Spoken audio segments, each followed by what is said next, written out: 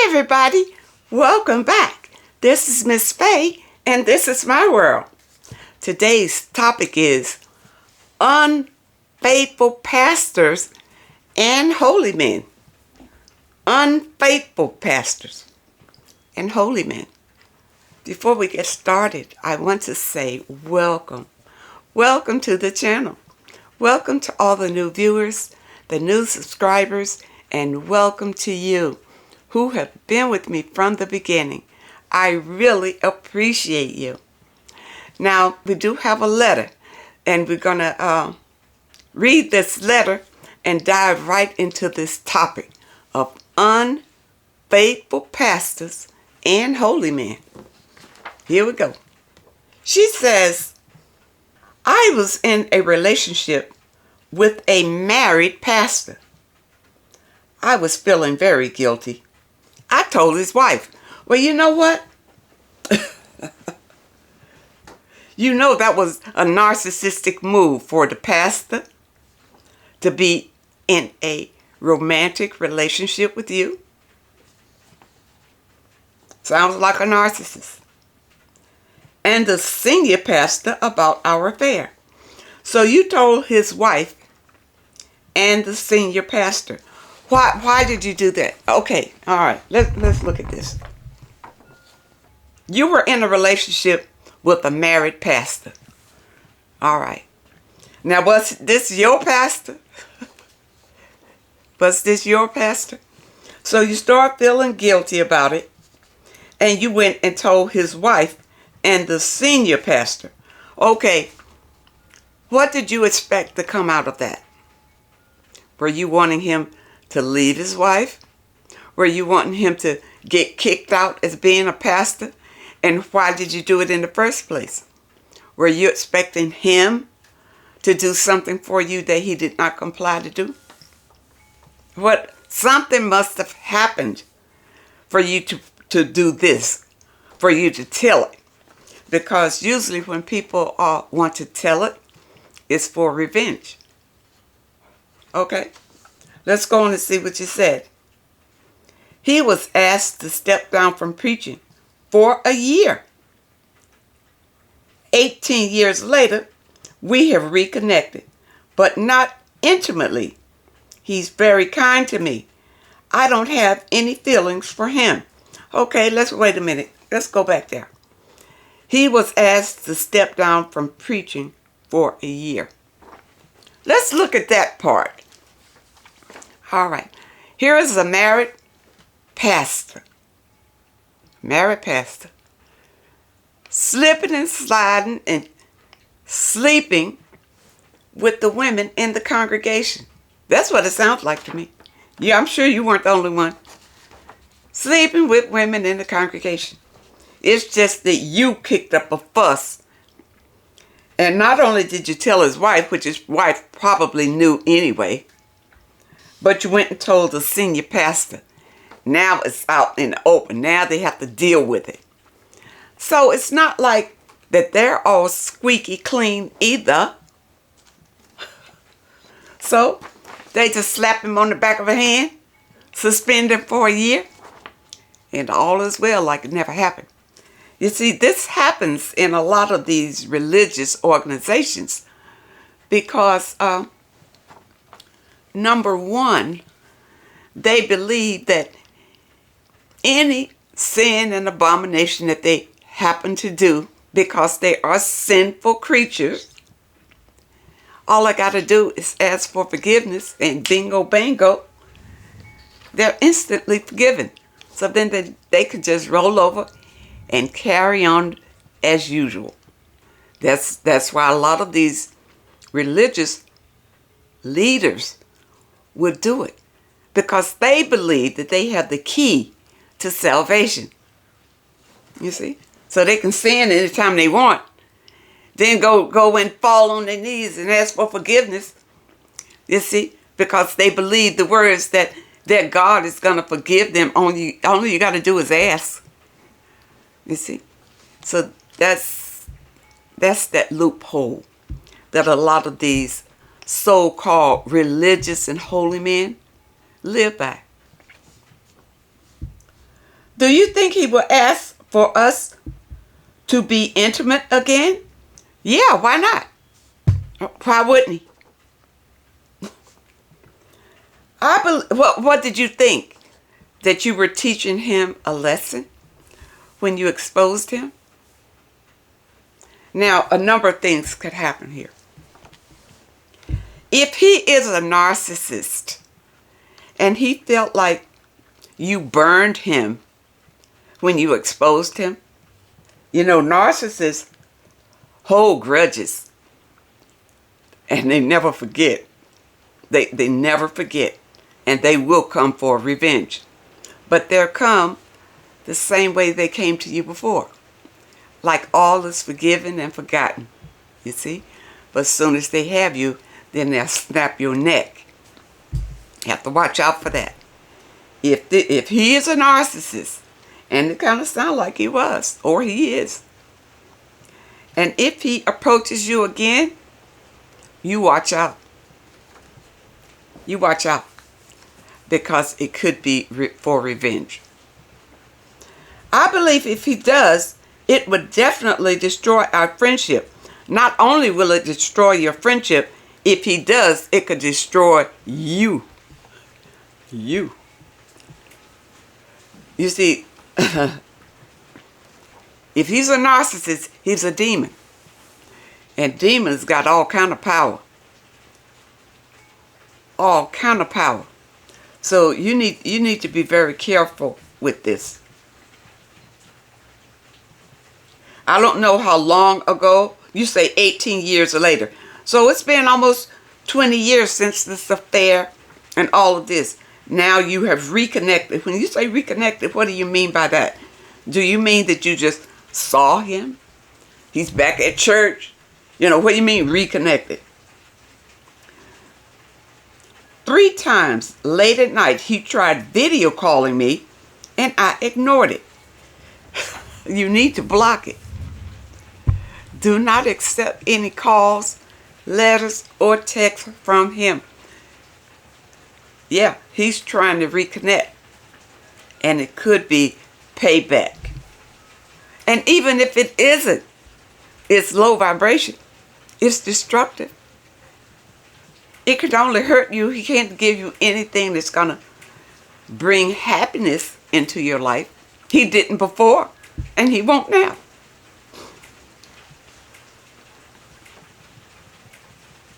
I asked him if he was trying to call me.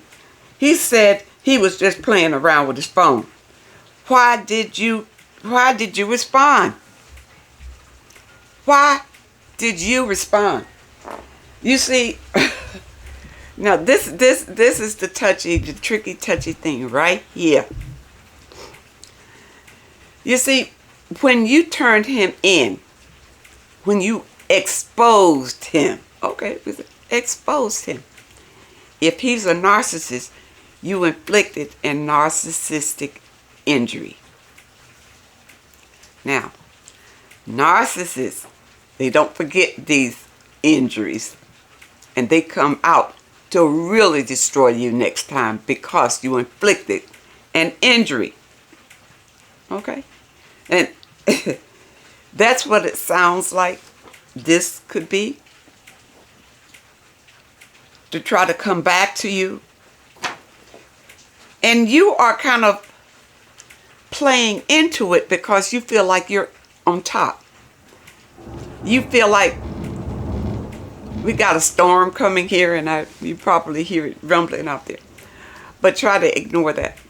But you kind of feel on top of your game because you exposed him. But what you don't understand, this is spiritual warfare. You have not won any wars.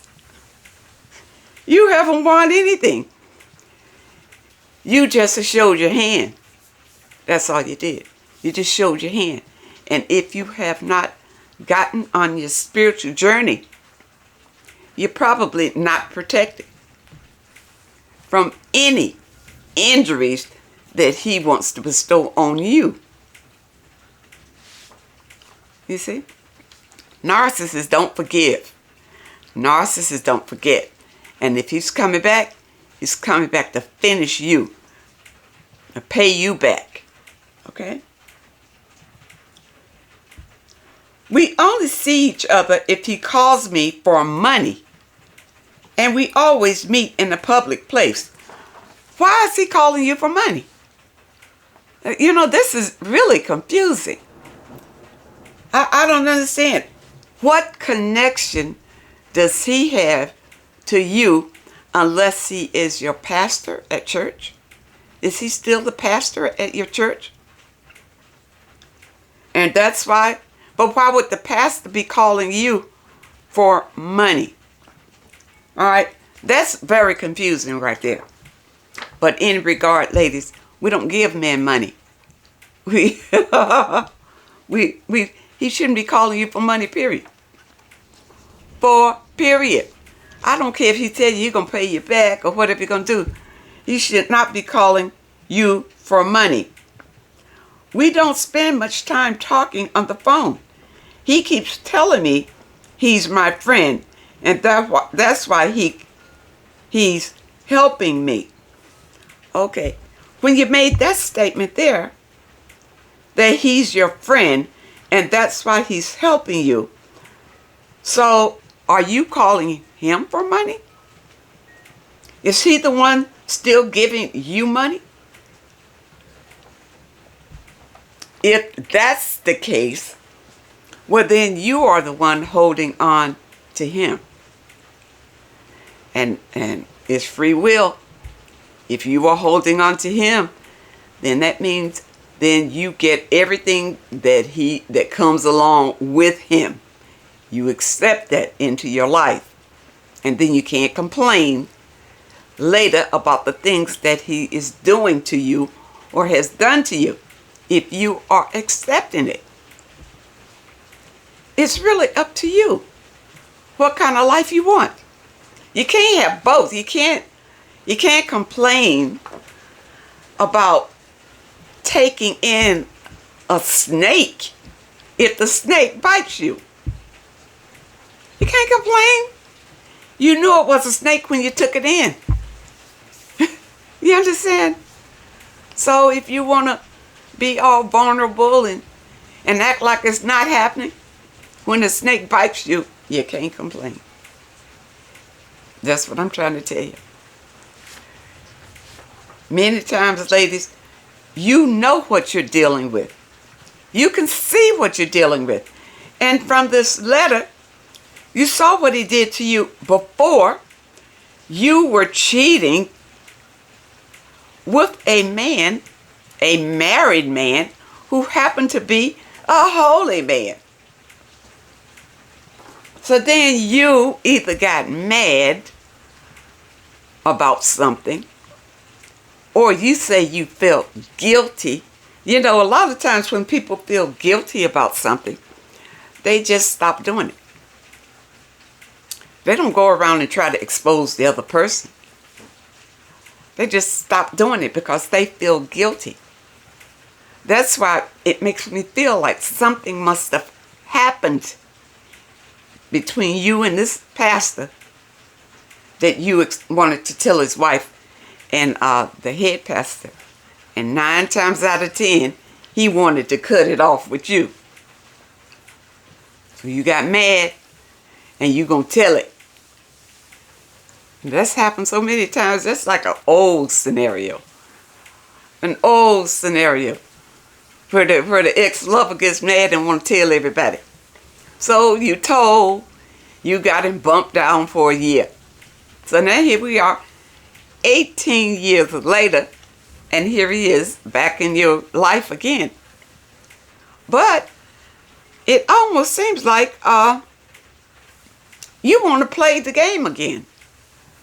It doesn't seem like that you were through with it at all. For you even to question him. You want to know if he's coming back for revenge, or if he's really interested in you. Well, you know, the most thing that he would be coming back for is sex. That's all he had with you before. That seems like the only reason that he was with you before was sex.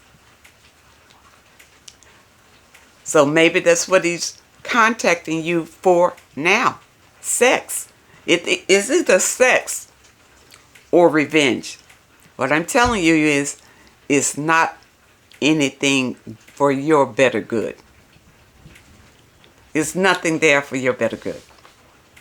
And the quicker you know that, the easier your life will be. But why with this money thing? If you feel like, if it's you getting money from him, if you feel like you are going to use him for money, you're the one's going to get burned in the end. If that is what is going on with the letter and the money transitions, and why you only see him when he comes to give you some money, you're the one going to pay for that. Okay, because remember, what you put out is what you're going to get back. You see, in this universe, you can't get away with stuff. It's not like what they teach you in the church and all that kind of stuff. Whatever you do, you can go and you can pray 1,000 times. But if you do something, it's going to come back to you. It's the law of the universe. Okay? So don't play games with this man. Don't play games with this man. It wasn't good the first time around, and it won't be good this time around. I hope that you understand my advice on this one. And I really hope that it helps someone out there.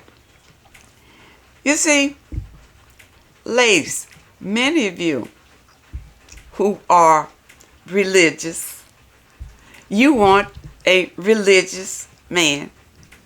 And many of you have been taken advantage of because of it. Because you believe, because a man will stand up and say he is holy or religious, that he is righteous, trustworthy, upstanding man. It's not true. It's many of these wolves are cloaked in the sheep clothing of religion. A lot of them. And ladies, you get taken advantage of. Now, here you are in the congregation. Look at it. Here you are in the congregation. And your pastor has approached you in an intimate way. Now, I don't know what they're telling the women to get you to pull your pants down. I don't know what it is. But they're probably telling you the same things that what they used to tell the women when they was on the street, pimping women. They're probably telling you the same thing in the church to get you to do what they want you to do.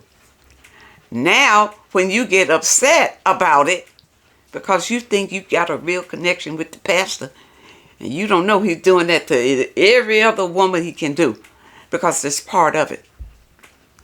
That's part of the whole big scam of the business. You know, money, sex, women, power, just like my cat, power. It's the whole operation. And you get gobbled up into that evil operation if you don't have your eyes open. Okay? And because many of you women are looking for men, and I hear out here, I want me a Christian man. I hear that all the time. Yeah. I want him to be religious. Ladies, do you know what that really means? To have you a religious man? A Christian man? Listen.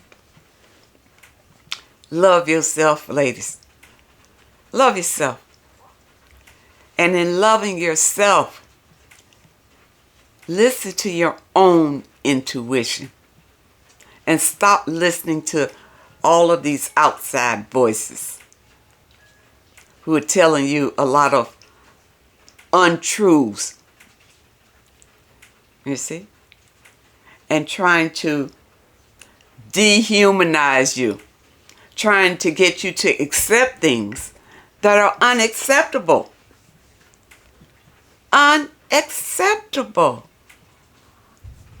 You see, the other day I even saw a transgender pastor. How does that come about? Even the Bible preaches against that. How can you be a pastor in Christianity and be a transgender?